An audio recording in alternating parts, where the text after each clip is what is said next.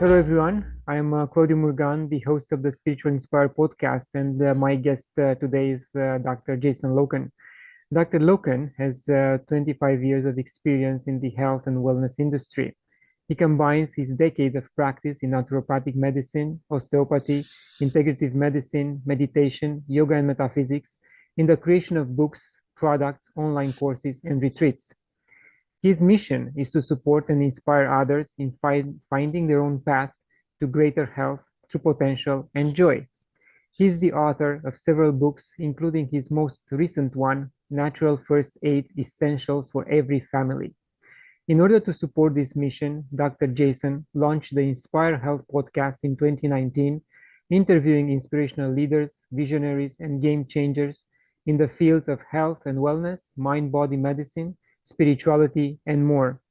Together with his wife Thea, they created the experiential platform Inspire Life Multiversity, where they take the wisdom unveiled through varied top guests on the podcast and make it practical and relevant within the everyday. These tangible experiences, known through online courses, take participants through a transformative journey of true higher education while awakening them to a purposeful and inspired life. Jason, thank you very much for being with me today. Always great to see you again, Claudio. Yes, you are here for the third time, and we can't get enough of you with your wisdom and your experience. And I can also add to your line of books, your contribution to the Love Letters to Water anthology, which was launched in November. So thank you for being a contributor. Oh, my pleasure. Yeah, we got that one just a little while ago too, and got to skim through and see some of the beautiful letters that all the different authors have contributed into that book. So I was saying to my wife, that's a really great book for almost like a coffee table book. You know, I can see people like picking it up and just reading a short story on it and kind of fills them up, and then pick it up again at another time. It's got a lot of really beautiful pieces for people. Yes, indeed. And I had an interview with on Global TV, the radio side of Global TV in Toronto, and the interviewer was quite amazed with the diversity of works and poetry, fiction, non-fiction, which was included. So I'm quite proud and humbled by all the contributors to the anthology. Nice. Oh, that's great. And since we met last time, a lot of things have changed. For almost a year, you lived in Mexico. So you wrote another book, as I mentioned, and you expanded your podcast. So how did the family cope with the change, moving to a different country? You know, it was funny because even our kids, we've traveled a fair bit with our kids since they've been little, and we've got a 5 and a 6 year old girls, and we've got an 18-year-old stepson. So my stepson lives in Toronto though with his dad, but the girls have been used to traveling. My wife and I would host retreats in different places, so we'd take them to Costa Rica when they were little and different places all over the place. So they got used to kind of traveling, and they're really funny. Even a couple of days before we left, and we left fairly abruptly because I mean at the time it was hard to leave, and there was kind of like you were hitting a mandate basically where if you didn't leave you weren't going to be able to leave, or if you left you weren't going to be able to come back for a period of time. So about 2 days before we left, both our little kids came walking out with their little travel suitcase packed and like, all right, where are we going next? And literally about 2 days after we had booked, and then we had actually headed off to Mexico, and we were there for just under a year. And I mean, it was a really, I mean, all of these are experiences, right? I mean, it's like I don't really think of too many things as good and bad anymore. I really just think of them as experiences and what are they bringing us. And we really had a pretty amazing experience. Met lots of amazing people out there. We got out there. We were able to kind of live out there for close to a year. Our kids were at a total jungle traditional Waldorf school, and I mean, some really wild experiences that they had. So all in all, it was really neat, and it actually was a major catalyst for even the writing of that newest book, The Natural First Aid Essentials, because like when you're traveling, you don't have access to what you're used to having. And A lot of people, I think, right now are really wanting to just learn how to do more on their own. I mean, there's been a conversation around sovereignty around all aspects of our life, whether you're talking about health or finances or education or whatever it might be. There's lots of that conversation. Health is just one of those big ones. And when you travel and you get out of the box and when things go wrong, especially I think if you're a parent and you've got kids, when something goes wrong with your kids or they just get, and I'm not saying like big stuff like where you need to take them to emergency, but the vast majority of like first aid scenarios, like whether they get a fever or they have an earache or a sinus infection or constipation or diarrhea or something along those lines, you want to know how to do stuff on your own. So we became a bit of a hub for many families while we were there, and they kept saying, you need to write a book around this. So when we got back, I literally sat down and probably within a month, I put it together pretty quick. Yeah, it's fascinating. And you are right. I mean, we don't have to buckle under pressure if something happens to our family. We have to know where to go, how to handle the situation. And going back to the experience your girls had in Mexico, the same happened to our boys. Of course, it's a different age bracket, different requirements, different expectations. But in the end, even if our Panama experience was short-lived, they got something out of it. They were exposed to a different culture, life on the beach, life in a sunny weather pretty much all the time. So I think maybe later in life they will appreciate what they were exposed to. Oh yeah, and I think even right now, I think I mean, kids are like sponges, so they really do suck up stuff. I really am a big proponent that one of the best ways um, to help raise children if you're able to do it is get them out, get them exposed to different types of environments, let them see that people do things very different in very different places, so you're not having to try to teach kids something. They know it firsthand. um, to me that's like forever going to be valuable experiences wherever it lands for them, but just that they've had these different experiences. I think it's all been really great. Yes, and I know, and you know, also Mexico is a culturally rich country, and they also been exposed to, plant medicine. Has your, spiritual life changed there, or have you tried anything odd while in Mexico? If you can share with us, of course. We didn't, there definitely is lots of different places, and definitely when you get into the world of like plant medicines, I definitely think it's like you need to, it's become such a popular thing that I think actually people have to be very aware of who they're doing it with, where they're doing it with. I even think the environment is incredibly important too, because there's an interaction with plants and the local indigenous environment that they're supposed to be in. Like something like ayahuasca, for example, is really a medicine that's meant to be in relationship with the jungle, whereas doing it out in like redwood forests or something might be a very different experience. Um, we didn't partake in any kind of plant medicine ceremonies there, but we were friends with a shaman, a Lemurian shaman that we knew quite well. And when we were out there, we did do different practices with them, and it was pretty phenomenal. We did something called the Dragon Rider, where you are literally going through vocalizing different light codes, and you're literally going up and down these different pathways, and you just an array of emotions being released as you're going through them. Pretty powerful stuff, and also incorporating different ceremonies there pretty regularly. We took part in a lot of ceremonies. So ceremonies in the sense of like traditional cacao ceremonies. We would do traditional sweat lodges. Some of the stuff that's really indigenous to even almost like even more the Mayan kind of tradition tied in with that too. So we were in an area where that was a more influential tradition. So we incorporated a lot of those types of things, even sound baths and lots of sort of yoga practice and meditation, that sort of stuff for the most part. Yes, indeed. And you mentioned the cacao ceremony.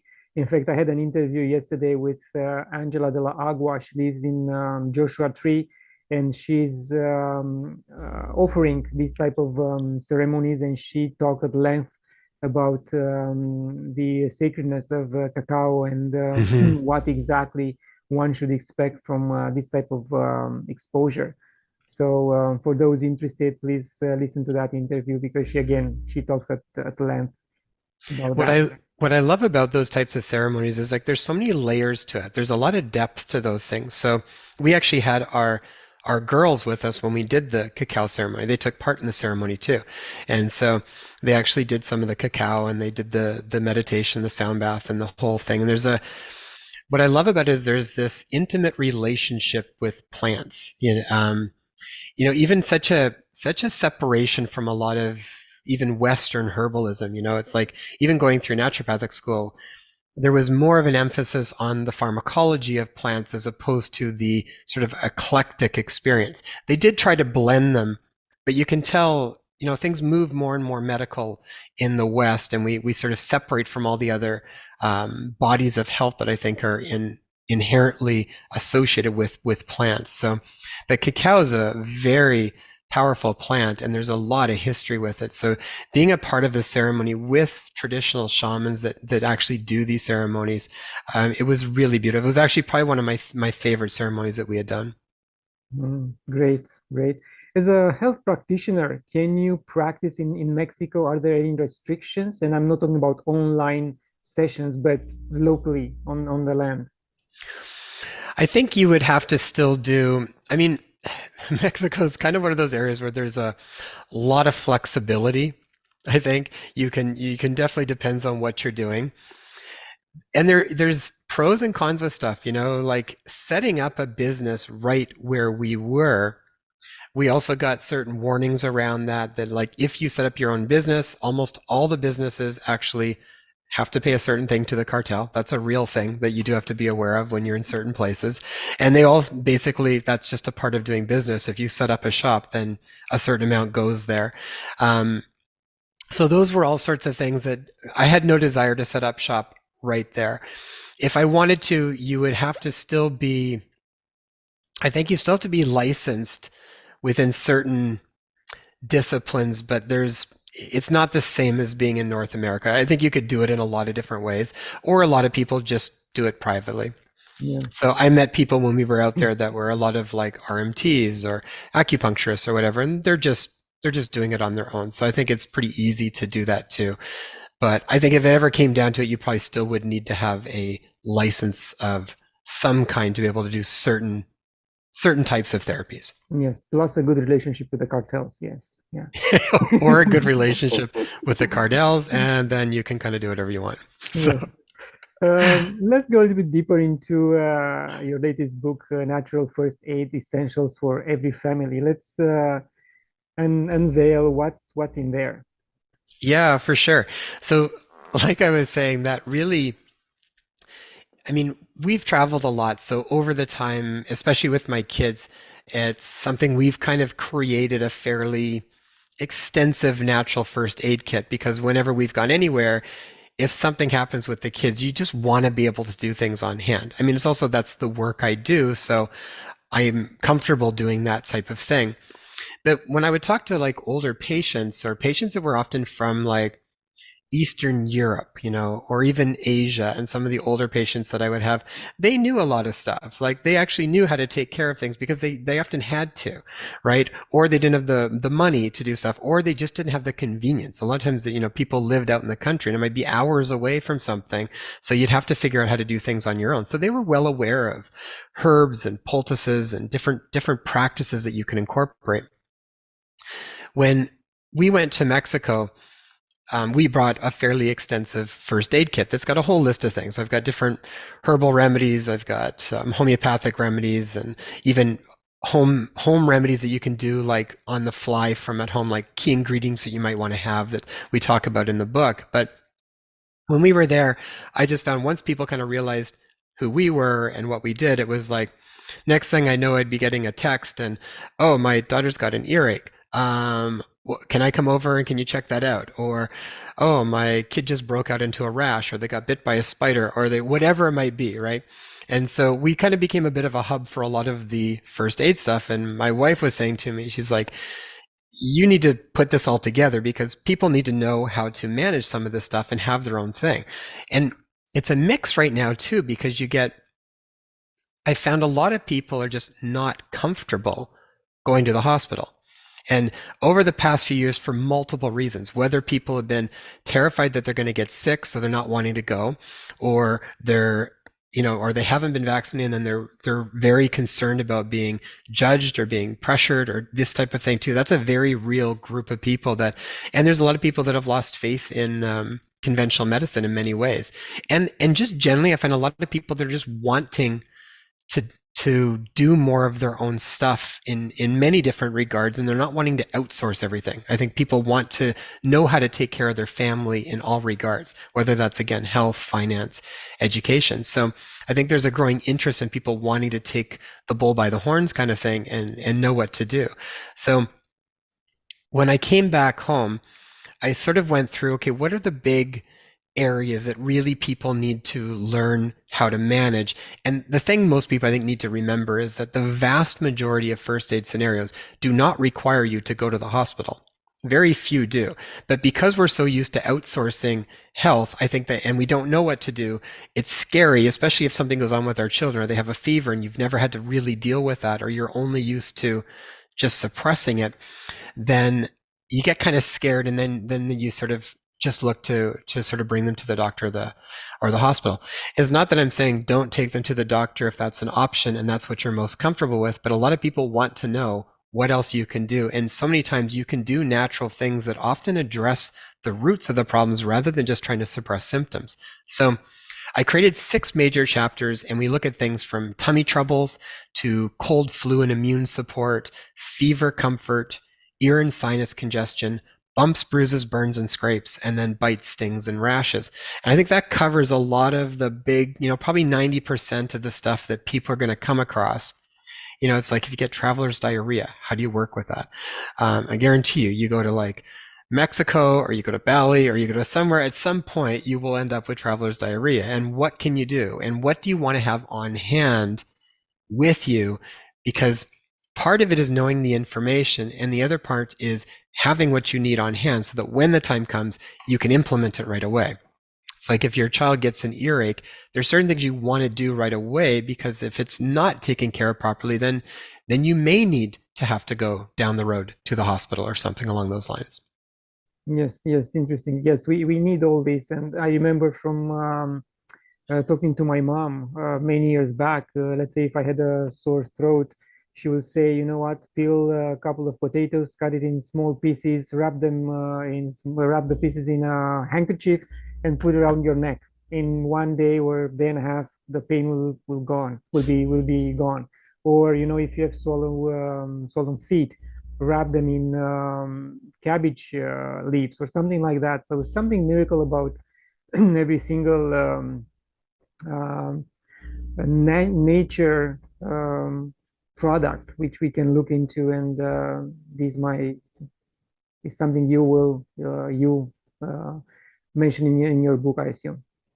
Yeah, we talk about a lot of different things, and I break down some of the key poultices. I'm even kind of have put a whole group of my favorite poultices that I will probably do as an online course at some point, because sometimes I think it's helpful for people to actually see how you put them together and implement them. But it's like that's a really easy thing to do that you can access almost anywhere in the world. And whether like some of them we talk about, even like a potato poultice or ginger poultice. I mean, ginger poultice is great too.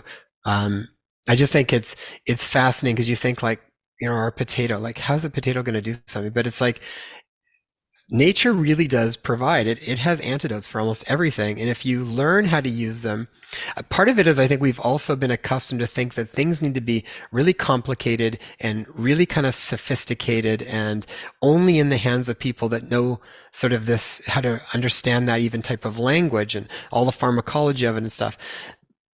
Most people, like I said, these grandmas knew how to do stuff like that. And you don't have to know all of the mechanisms behind it. You just need to know what to do when the time comes. But yeah, poultices can be great. Or you get like insect bites or something. We would incorporate you could have a pre-done activated charcoal poultice, right? Activated charcoal mixed with some chia seed or something, and then you freeze it. So you've got this sort of paste, and you can cut out the area and just place it right on the area, and it literally sucks out and absorbs. Like if you have a bee sting or something along those lines too, or a spider bite, great, great home remedies to have really easily. Yes, yes. And even I think no later than today, this morning, I heard about a new berry in northern Australia or in Queensland that it cures cancer. The tests on mice was amazing, and now they started on human trials, and they are very successful. So I wonder what's going to happen with that one. That still nature. I would be really excited to see, and I do think probably over the next several years, I think that we will see more and more switches in how people deal with health. And I'm hoping that that type of research really becomes more abundant. I mean, the reality is that I honestly think there's literally cures for everything just within nature. But the vast majority of the time, it's not funded because there's no real money. You can't patent nature. So you can only patent something that is sort of man-made or man sort of influenced, right? Yes, and for Once you've the done that, then there's lots of money in it. And then yeah. it's makes sense for people to patent it. But I'm hoping that we do see a transition because I think it'll be really phenomenal to see the type of research coming out where you can actually find some of these natural cures and really bring it to the mainstream. And at the same time, we have to work at the other end, eliminating all the toxins from the air, from the food, from the water. And then, of course, the level of diseases and the people being sick will come down. And then, you know, we will live a much better life. It's definitely multifactorial. It's a combination. When I talk about building resilience, there's this aspect of how do we build internal resilience, and then at the same point, what do we not allow into our lives to sort of minimize the load that we put on our body? There's a lot of load, from everything from environmental pollution to pesticides and insecticides in our food to EMF, all of that sort of stuff is all the external stuff. So you kind of do the best you can with trying to minimize that. But if things keep moving in a direction down the road, I'm hoping that stuff eventually just becomes less and less. I think more people are becoming aware of it and not wanting that anymore. So, do you think that eating the bugs will help us become healthier or not? That eating, sorry? The bugs, The bugs. Do you mean like the bugs like intestinal flora bugs, or do you mean like when they're moving to eat more insect-based protein? insect-based protein. It's funny. When I first saw that was when I was 18 and I went to Japan. And I was in Japan for about 4 months. I did a lot of martial arts and I went to Japan to study at the Hombu Dojo there in Japan. And that was actually the first time I ever saw insects. You'd see big buckets where people would go and have like literally like crackers, like snacks. Um, Definitely not something that you see out in the West very often. And I think there's probably a whole bunch of layers to that, but I don't think that's ultimately where we're going to get more of our health and nutrition from, is probably not from insects. Okay, thank you for that feedback. And now that you are back in Canada, are you trying to build a like-minded community, like-minded people community in where you are, or how do you move forward from here? Yeah, we're pretty settled now. We really like where we are. We've created a dynamic with my wife's family, which we wanted to. We kind of knew we were going to eventually all be kind of creating a space together to help them, to help look after them as they get to their older ages. And our kids are also there, so they're able to come and see their grandparents. So we've created a really nice dynamic here. And this is where we're going to be setting up. I love where we are. Um, we have definitely opened up where we started to do some community health talks and getting connected with our local environment, different people. There's a bunch of proactive groups out here that all are very interconnected, even groups on like how to harvest food, how to like build things, natural health. Like there's lots of groups that are building up right now. So as far as being able to be connected to them, I think that's a really important part right now, is however you can connect to community. I think if you can connect to local community, great. I would say even more of our community has been through the podcast. We have connected with vast majority of people in very amazing ways. I feel like we've created like some really strong friendships just through interviewing guests and connecting with them and speaking with them after and working together on different projects. And that even is what kind of stemmed towards the concept of the Inspire Life multiversity to some point. That's really collaborating with some of these people that I think are doing some really amazing information and being able to actually create those into courses so that people can access it in a more user-friendly way.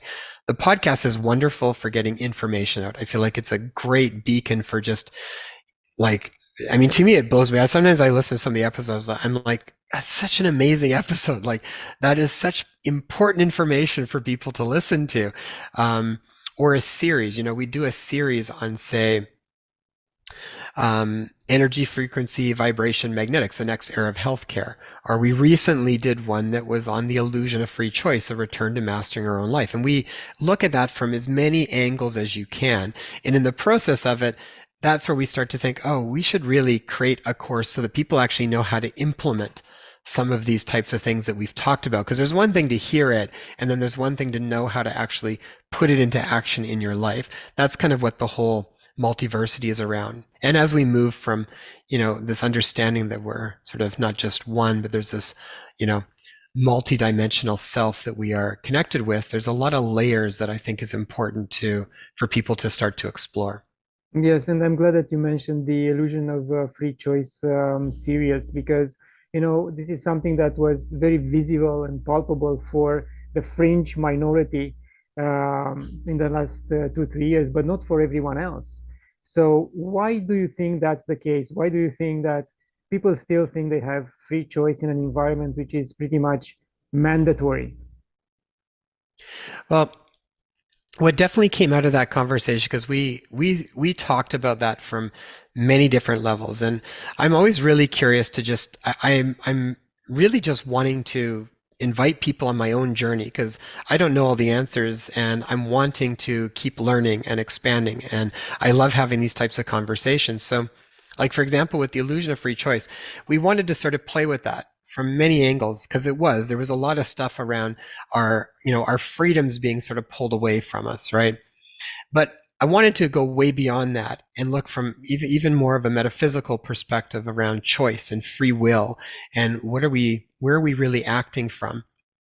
So a couple big things came out of that. So we looked at all the traditional things. We looked at like how language has impacted our ability to make free choices. We looked at all the stuff around programming and media and propaganda, and we looked at all of those sort of aspects and talked to experts in all of those different areas. We even looked at things like how gut biome, if out of balance, affects how you feel, how you think. We talked about belief structures. All of these different aspects really affect whether we actually think we're making a free choice. The thing that I think resonated with me the most was the conversation around who is it that is actually making the choice? Is it the limited sort of ego mind identity that has the false sense of beliefs, false sense of perceptions and identifications is not really who we are anyways? Or are we making choices from that higher self? Are we embodying that and making choices from that place? To me, that's at the core of it. It's like R.J. Spina said, free choice is not being able to do whatever you want, whenever you want. Free choice is ridding yourself from the tyranny of the finite mind. That's ultimately where we step into it. So I think from that perspective, we can be free regardless. But I think in the process of all of this is that when you're connecting more to that true self, I think you start to choose differently. And that's ultimately where the free choice, even if someone has a restriction on something outside of you, how you choose to interact with that and choose. And if you're acting from that true self, you're going to be still choosing freely within that. Yeah, so along the same vein, I heard a lot of public figures saying that we all have a unwritten social contract which makes us to obey the many or the rule coming from the top. How do you embed this concept and this mentality into you just said? So I still think it comes down individually. To me, it's like as this is why I think the metaphysics sort of practice and connecting in sort of a consciousness practice is really at the heart of it because I feel like until we are acting from that place, I don't think we make any free choices. I think we and it's like I was talking to Dr. Todd Ovokatis the other day. He said that he believes about 95 to I think 97% of everything that we do comes from a program, and we are literally acting like an automaton. So regardless of what's going on outside or inside, I think most people have always been choosing from there. I think it's coming up as more of um, a lot of times I think what happens is what we are often dealing with internally is being reflected in the global environment. So I think we're just seeing that coming up, but it's causing us to have to go back within ourselves and look at where are we? Where have we been acting from? Am I in alignment with my heart and my brain? A lot of times I would say most people are not, and that's going to create a lot of conflict inside the body. So regardless of what's going on, I think still the process is an individual process. And the more that each individual starts to connect to that and then really listens to their own instructions, personal instructions that arise within themselves in the spontaneity of the moment, and listen to it, that's what's going to change everything. Yes. So regardless of what I don't care what the masses do with anything. I care what I do and how I'm interacting with life. And I honestly think the more that I do that, that's the best thing I can do for myself, for my family, for my community, for the world. It's the best thing really anybody can do, because as you do that, and the more you understand how the metaphysics of things work, that is what extrapolates out. You become a beacon for that. So as you probably know, Claudio, you can't tell somebody to do something and they're going to do it until they arrive at a certain place themselves to do it. I actually think we're out of alignment when we're trying to do that. I think there's a point where it just doesn't make any sense. I think the most we can do is just be who we are, ultimately act from that place. Don't censor yourself. Be more and more authentic and real with yourself at all times and in all situations as best as you can. But allow your own personal instructions to inform you spontaneously as you're moving through life. So even if you have an idea of who you are and a self-perception, and then something happens and you're like, oh crap, I thought I was going to do this and I didn't do that, I did this. If we're connected, allow yourself to be malleable with it, but just keep trying to connect into what really is speaking to you. Yes, and for those who are scared by the metaphysical concepts and going deeper into self-reflection, I mean, they can always go back to something practical, which is the common law. So as long as you don't hurt someone or damage someone else's property, then means you stay in honor. Then means you are your own self, and you can be sure that what you are doing is right, and you don't have to allow someone else to tell you what to do, especially if it comes against your own belief system. Mm-hmm.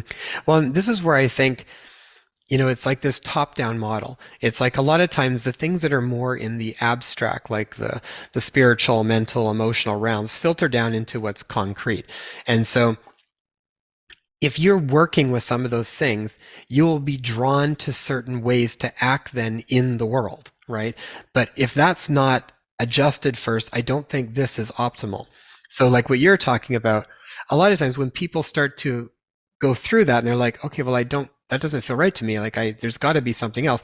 They will then probably come in contact with something like common law if that resonates with them, because that's where they're moving to. I've had conversations with many people that have come across that, and that healthcare workers, and that was a really big benefit for them that helped them allow themselves to actually act and follow through with that and not run into certain repercussions. So that's where I think when this changes up top, now you'll find the answers on how to do that practically in your world, in the physical. Yes, but also I found myself that personal experience, but by talking to other people, is that in Canada, and I think in US, in certain circumstances, the common law is not recognized. They just don't want to admit that there is something else besides civil law. And when you go to a court, they might dismiss it completely, dismiss the case completely, because they don't want to recognize common law. Yeah. So, Yeah, I know. And I think in a lot of ways it still was trampled over for lots of different people.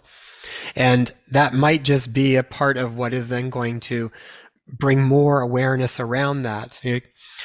It's like it's it's like when you try to figure everything out with where you are at that moment and without realizing there's this huge world of information that we just don't know all the pieces of. So it's why I keep coming back to like do what ultimately you are being drawn to do. Act as much as you can in alignment with yourself.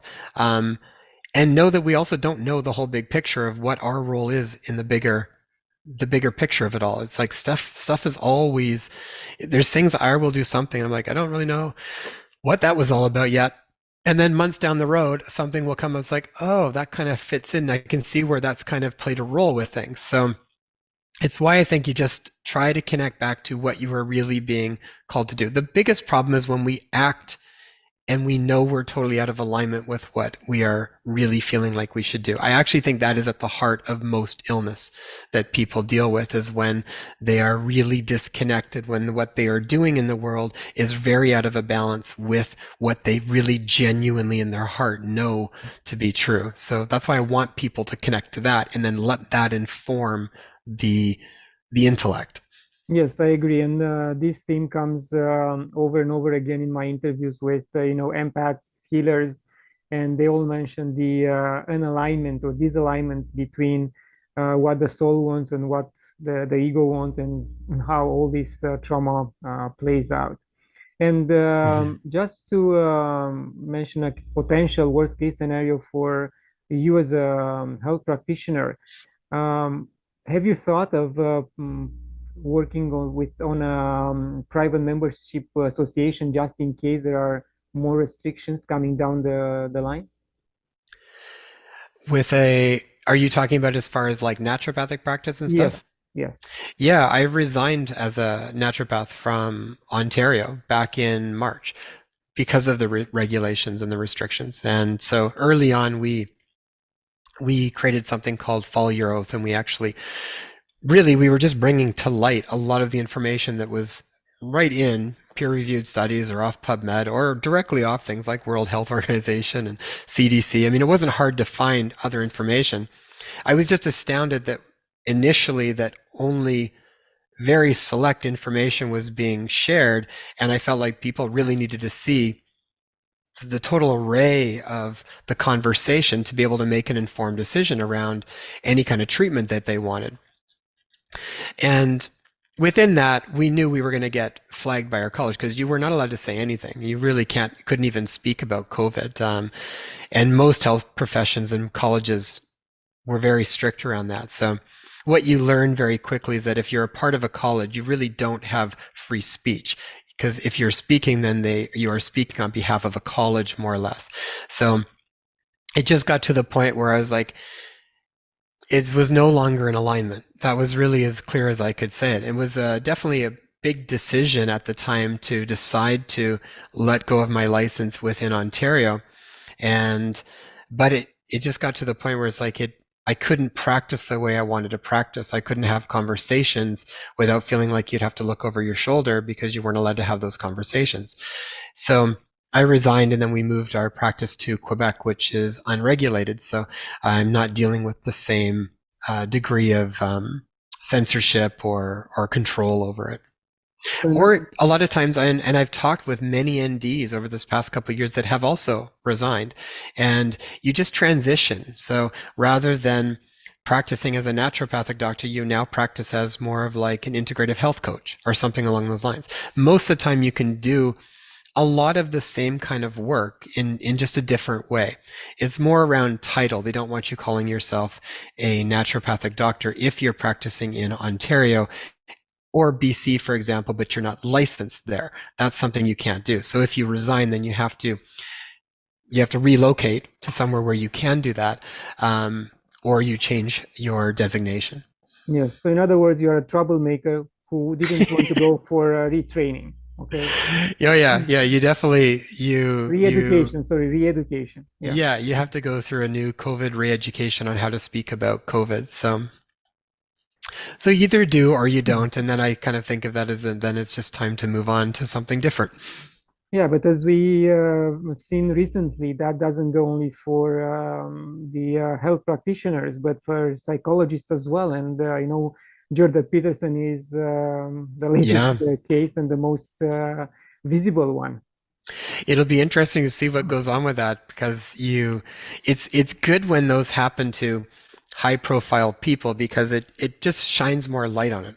Still, I would say at this point, a lot of people don't realize the types of restrictions that are on, because I would get a lot of times, well, why aren't people saying more about this? If that were true, then there'd be more talk about it. It's like you don't realize there's a lot of repercussions to speaking out about things if you're tied to a college. And Jordan, I can't believe Jordan Peterson actually had not been flagged prior to that. So, but it'll be interesting to see what happens because he's not the kind of guy that's going to back down. He'll have his say on it, and I'm curious to see what goes on with that. But it's good. It brings more and more awareness. I think all of this is to bring to light just what's going on in the world, period, and then to relook at it, and then hopefully we can make new choices, create Yeah, something yeah. different. And I think in his case, those who are awake and understand what's going on also can pinpoint to, the government, clamping on the association, psychologist association to get to Jordan. I don't think it's coming just from them. It's much from a much higher entity. What's even, and I don't know all the details on it, but there was a new bill, I think it's Bill 36, I think, out here in BC. And I know one of the things they're looking to do is kind of creating more of an overseeing college for many of the health professions. So it's just, again, it's moving to like more centralization, more sort of top down. And and with that, I think that also then would require mandatory vaccines to maintain your license. So we'll see what happened. That was recently passed here in British Columbia. So I Wow. don't know what's going to happen with that, when that's going to be implemented, or what kind of. I'm sure there's a lot of other groups now that are filing complaints, and I'm sure there'll be a lot of stuff going on with that. But that was recently passed. And again, I don't know all the details on it, but I know there's a lot of pieces that are not necessarily beneficial for most of the regulated health professionals. Yeah, I mean, I would like to see all these health professionals on the streets, going against the government and the so-called elected officials who don't do anything in our favor, and only in their favor. Uh, Well, it'll be interesting to see what happens because I don't know what the percentage would be like of people that are not okay with that, but I'm sure you would have a good sized group.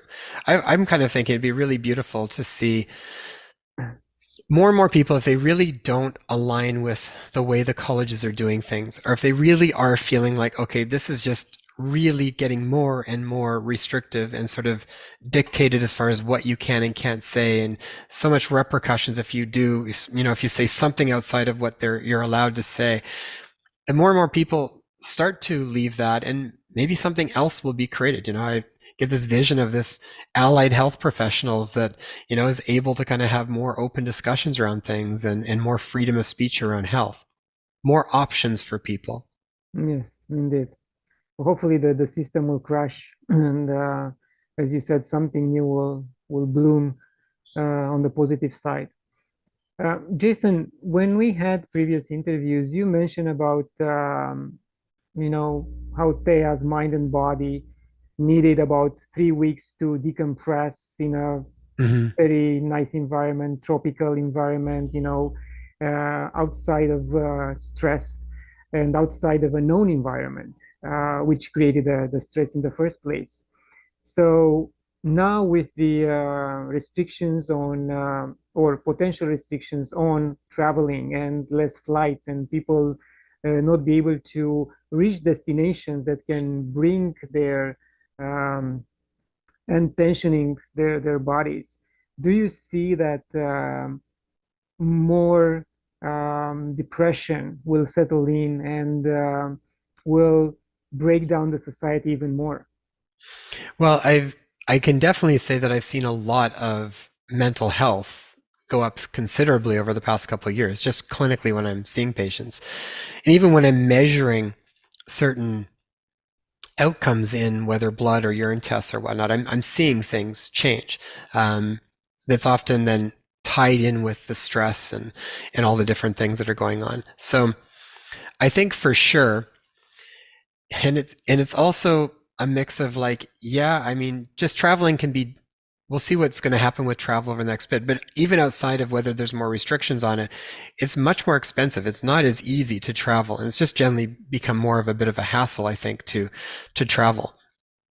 But you don't want to still be dependent on having to get away. Like I honestly think that was where we were at that point in time. That was a really good option for us. And it was just to decompress and get away from everything. We chose to go to Bali because that was an option that we were able to do. If it wasn't Bali, I mean, gosh, it could have been like out camping somewhere, or something. I think ultimately what people need to find is they need to they can't leave that in the outer world. You have to kind of find that inside yourself and find where you can. I think right now, if you can't really get out and travel, where you can is if you can get into nature anywhere. Nature is still one of the best resets. So wherever you can in your local environment, if you can get out to nature more and start to spend more time in nature, I think that really helps people reset. I also think people like I think one of the biggest things that we did when we took that trek, it wasn't just being in Bali, it was what we did while we were there. We actually shut off from all, we didn't even take a phone. We were like off grid. We didn't answer emails. I left and said, I'm out. I will respond to emails in 1 month. And so we literally just shut off everything. So I know that's not always easy for everybody, but that would be something I would start to implement. It's like those are the practices that really center your body again. I think getting away from technology nonstop, getting back into nature, those things naturally reset your body. They reset rhythms, get back in balance with circadian rhythms of light and dark. Those types of things will go a long way, but they're just things we have to implement. And I can guarantee you most people have a really hard time separating from their technology because it's on them all the time. And I think that was probably the number one thing that made the biggest impact for us is just we were literally off grid. It would be once in a while you'd go to an internet cafe and you just check to touch base and let people know you were still alive, But other than that, it was like it was just us. We just shut down and just had our own experiences there. So that you could do anywhere if you choose to do it. Yes, and you mentioned a very interesting and touchy subject of, technology and how it's becoming part of us. And I talked to a previous guest about it, transhumanism. So instead of losing your phone every 3, 4 months, people might just decide to embed that technology into their bodies and carrying with them all over. So I would like to, I don't think we touched on transhumanism before, and especially with the latest developments in the world. How do you see that evolving? I really think you're seeing more and more clearly just two sort of different groups that really want very different things. So I remember at a conference with Greg Braden once, and he said, be very careful of how much of your humanism you give away. He said, because as we give it away, we will lose those abilities. How he had looked at it is he said, a lot of what we see in technology is the stuff that we are capable of doing as human beings, but the more that we give it over to technology, we will lose those abilities. So that's really stuck in my mind after that. So I I don't, even though I know sometimes there are certain things you have to use with technology when you work in the world. And I don't think technology is bad, but I think that it can be used um, in a very manipulative way and very consciously to create addiction and all sorts of different things and beyond. But to me, it was what works for me. I want to learn more and more of how to put those sort of abilities online within myself. Like we will practice things with more higher states of intuition and even telepathy and remote viewing. And it's like all of those are very possible. And I've experienced those firsthand. And I even know now, even as far as from an intuitive level and almost like more of a telepathic level, those faculties come online. The more you nurture them and the more you're not I find the more I'm not giving them over to technology. So, but then you've got other groups that like are fascinated by technology. They love it. They would be all in with that. And so it's this mix between how much of that is what they're just sort of signed up for to experience, how much of it has been just being manipulated and programmed. I think there's a big blend of it, but ultimately, I think you're seeing a very clear separation. People are either all excited about that or they really want nothing to do with it and they want to move in the other direction. Where that's going to play out, we'll eventually see. But I think that it's an important one to pay attention to inside, because if you are not craving that and you're wanting to develop those skills yourself, then it really does mean then you need to spend time to try and develop them and not be so immersed in technology all the time. Yes. So in other words, some of us will go to the in a deeper level of the matrix, and some of us will try to get out completely. It's funny. It's like the concept of the matrix even came up when we were doing the illusion of free choice, and just different variations of that. Even like Dr. Todd Ovakadis had talked about the matrix, and he said ultimately he thinks the matrix is really the unconscious. It's like how much of what we do are we doing just unconsciously? And what we do know is that there's a lot of programming that comes in very easily right from, even prior to being born, even just in the womb. That gets embedded. And so I'm really curious to try and do more and more of living my life that's not so unconscious and is more conscious. And so that would be the thing that I would say is ultimately what's going to create something new, is when we all start to act more consciously. So be very aware of your choices and why you're making them, and question them. It's like you got to kind of question everything, because most of what we do is automatic. So whatever it is, even whichever side people are on whatever they're doing, you still have to question that stuff and just suddenly catch, like, do I really believe that? Do I not believe it? Where'd that come from? And just own it yourself and then make choices from that place. Yes, it's very hard to undo things which we learn most of our lives, and especially for the new generations. And we as parents have a hard time telling them or teaching them to unlearn and explaining them how to unlearn certain things. So it's not It's easy. it's a big it's why I think you're also seeing lots of changes in education right now. I mean, I've seen so many kids that are now being homeschooled or doing more nature schools or doing things in a very different way than conventional school systems. And I said before, even if there was a benefit at some point in time for the way conventional systems worked for school, I feel like that is no longer appropriate now. It's like I was talking to a patient of mine the other day who is very well versed in the worlds of TikTok and all the social media stuff and media marketing and all that kind of thing. And he was talking about different AI programs that are there now, where it goes, you can literally just type in, I want to have a 10,000 page report on this topic based on this, and boom, within seconds, it spits it out for you. Wow. He had um, he had a friend of his where was in university and basically said they wanted a book report, this many words on this topic, and they did that. And he gave it to his English prof, and he said, how would you grade that? And he went through, he goes, yeah, he goes, that's good. He goes, you'd get a good passing grade on that. He goes, that was done by an AI program in about 5 seconds. He's like, no way. He goes, it'll come up plagiarized. So he ran it through his programs and only came up as 2% plagiarized. So it's basic, and now they're trying to not allow that program in. But this is sort of where I mean things are changing so much that even if there was a place for the way the school system was, it makes no sense where we're moving. The idea of even writing reports and things, it's like when information can be just done within moments, there's got to be a new system that has to develop that actually is more nurturing for the human being, that goes beyond this sort of rote memorization and these things. So I'm curious to see what's going to happen, but I know, like, the school that our kids are in, they're in a off outside of the curriculum nature school. And even when they were looking at some of the sort of assessment, more or less looking to see how the kids were developing, what they were using as markers were so different than what conventional school would use as markers. Like, some of what they looked at were things like, what was it? Common sense was one of the things they looked at.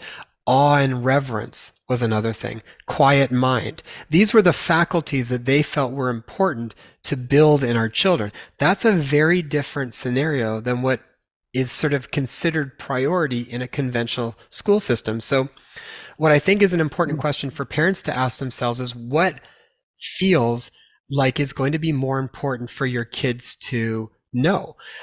What is going to help them be able to navigate the world better? For me, I feel like I want them to know common sense. I want them to have an awe and reverence for all things. I want them to have a state of quiet mind because I know that's the place that you need to be in to make good decisions, to be able to connect to your source connection and be able to make decisions that are truly coming from your heart. So that fits us very well. I know some other families would be like, that's like, you know, forest dwarfs and elves or something. It'd be like, that's not for me. They want their kids to know the tech, and that's what they're in. So I think at this point, it's like, even with schooling, I think this is a really important one because to me, the way schooling is done right now really is going to make no sense. What I've seen even with my stepson when he was in grade 12, you could do a report. You could just go copy something directly off the internet, put it in one program to shuffle it around, put it in another one to make sure it's not plagiarized, and then post it without really learning anything. So what we're doing is not really, you're not learning anything. So the whole system, I think, is exciting to see how is it going to change and evolve that's really in the highest good for us. Yes, and it's funny that you mentioned common sense because I've been trying to teach my boys common sense. And when they don't do something properly, I said, guys, this is common sense. And they reply, yeah, that's common sense to you, but not to us. Hmm. So it has this tug of war of what common sense is for different generations, you know? Yeah, for sure. And we've kind of experienced that too. It's part of why it's nice, like if you've got young kids, I would look for systems that try to nurture that from early on, because otherwise you're having to do like what you're doing. They've been in a certain system, and then you're trying to unlearn things and even figure out the dynamics, because it's true. It's like what common sense is for you might be very different for them navigating their world. There's these weird blendings going on, but I'm really thankful that at least our kids are that's something that is being navigated from day one. So, Yeah. and the on reverence, that's a really beautiful one to like really see the beauty in all things and sort of nurture that. I mean, I think that's a really powerful skill to develop, and faculty to nurture. Yes, indeed. Jason, we're approaching the end of the interview. Any final thoughts? Oh, I think that was great. I think we covered a lot of different topics there.